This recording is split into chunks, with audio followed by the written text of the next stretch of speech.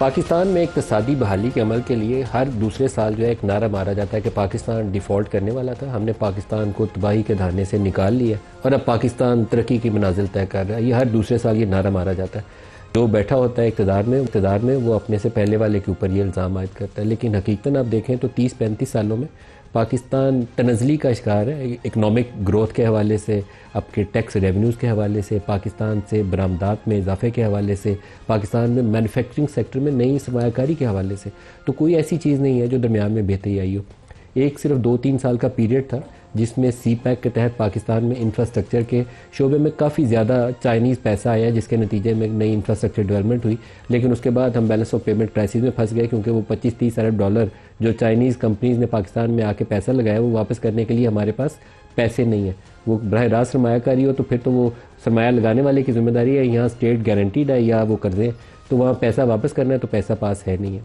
अदादोशुमार हर महीने आते हैं, कल वो इन्फ्लेशन का नंबर था, आज ट्रेड के नंबर्स आए हैं, तो बरामदात में नवंबर के महीने में अक्टूबर के मुकाबले में 15.8% कमी है, और अगर नवंबर को पिछले साल नवंबर से मिलाएं तो फिर भी 15.35% कमी है, और पहले 5 माह के अंदर 37% ट्रेड डेफिसिट ऊपर चला गया।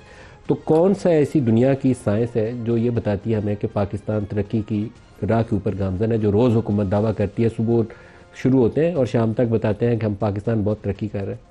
टैक्स रेट्स ले गए हैं 40% सैलरीड क्लास के ऊपर और कुछ 60% जो बड़े इंडस्ट्रीज हैं, कॉर्पोरेट सेक्टर्स हैं, उनके ऊपर। ना कोई पाकिस्तान में नया सरमाया डाल रहा है, बड़े बड़े जो मल्टीनेशनल कंपनीज हैं वो पाकिस्तान छोड़ के वापस चली गई हैं। ग्रोथ आपकी स्टाइफल हो गई है क्योंकि आपकी मैन्युफैक्चरिंग सेक्टर में इन्वेस्टमेंट नहीं आ रही, और आपका जो टैक्स स्लैब है वो डिस्करेज करता है नई सरमायाकारी को, तो आएगा भी नहीं कोई पैसा लेकर। इवन जो IT का शोबा पाकिस्तान में खुद से फास्टेस्ट ग्रोइंग एक एरिया, उसके अंदर भी हम मसाइल पैदा कर रहे हैं क्योंकि उनके जो प्रोफेशनल्स हैं उनकी सैलरी ज़्यादा है, तो वह पाकिस्तान की बजाय UAE, कतर या सऊदी अरब में बैठ के काम करने को तरजीह देते हैं, बजाय ये कि पाकिस्तान में बैठें और 40% अपनी सैलरी का कटवा दें।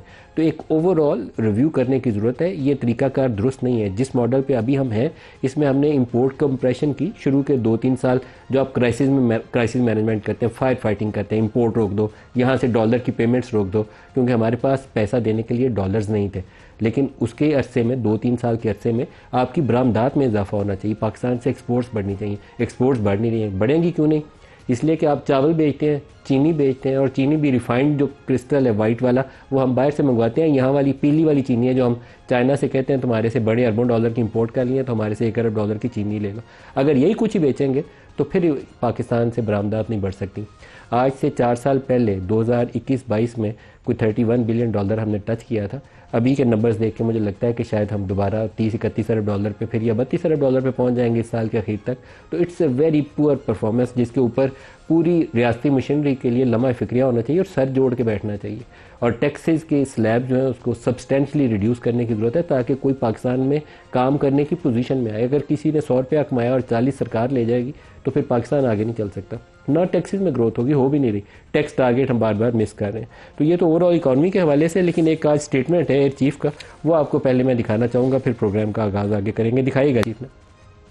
The people of Pakistan and its armed forces defeated the enemy with far greater numerical might. Certainly, this resounding success during Marka Haq Baniyan Mahsoos was the outcome of unified approach by all elements of national power. Pakistan Air Force conducted full spectrum multi-domain operation. The world was stunned to witness the superb execution of Pakistan Air Force operation. When Pakistan's sovereignty was challenged by the aggressor, PF upheld the legacy of fighting outnumber and shot down the enemy's most modern and capable aircraft, including multiple Rafale jets, Su-30 MKI, Mirage 2000, MiG-29, unmanned aerial system with multiple solid evidence and electronic signatures. The victory also reflects great credits on the firm resolve, well-executed tri-service synergy, aggressive decision-making and full support of Field Marshal Sayyid Asim Munir.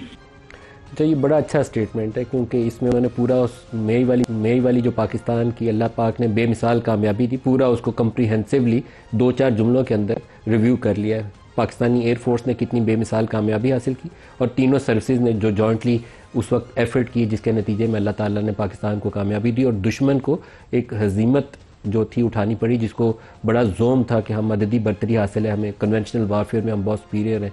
Rafale वो मोदी कहता था जब हमारे पास आ जाएंगे, अभिनंदन का त्यारा गिरने के बाद उस वक्त भी शर्मिंदगी उठानी पड़ी थी और अल्लाह ताला ने दोबारा उसकी वो खाक में, उनकी जो थी ना वो एरोगेंस जो थी वो खाक में मिला दी जब अल्लाह ताला ने मई के महीने में दोबारा पाकिस्तान को कामयाबी दी।